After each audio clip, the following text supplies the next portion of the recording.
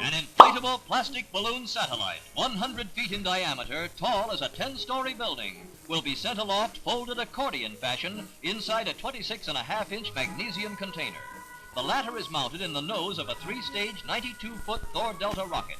Highlighting one of the nation's proudest days in space, the satellite, called Echo 1, will serve as a reflector for radio waves that bounce back to Earth, paving the way for a new kind of worldwide communications. The rocket at Cape Canaveral carries the balloon and 30 pounds of powder, which will turn to gas and inflate it at a height above 1,000 miles.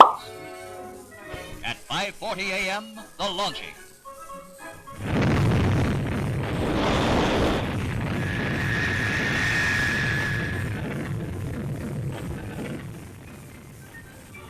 Then the tense moments while the rocket goes through the separation of the stages. It is only the second launching for the Thor Delta, and as shown in this animated visualization, it is living up to the expectations of the space experts who say it functions almost perfectly.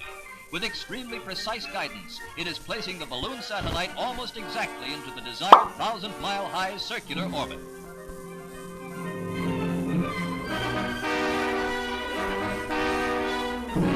Three minutes after launching, the balloon is released and inflated by the powder inside, which turns from a solid into gas under the sun's temperature. The big balloon, visible like a bright star, quickly bounces a recorded message by President Eisenhower between stations in California and New Jersey. And here in Washington, the chief executive listens to his own voice as it sounded when bounced from the orbiting satellite.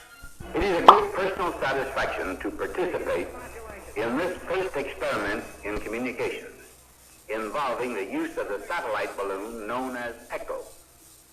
This is one more significant step in the United States program of space research and exploration.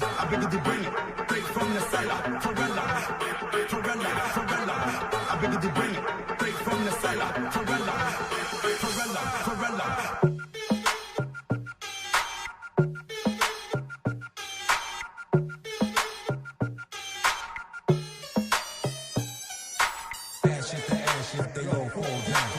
They all fall down. Ash to ash, they all fall down.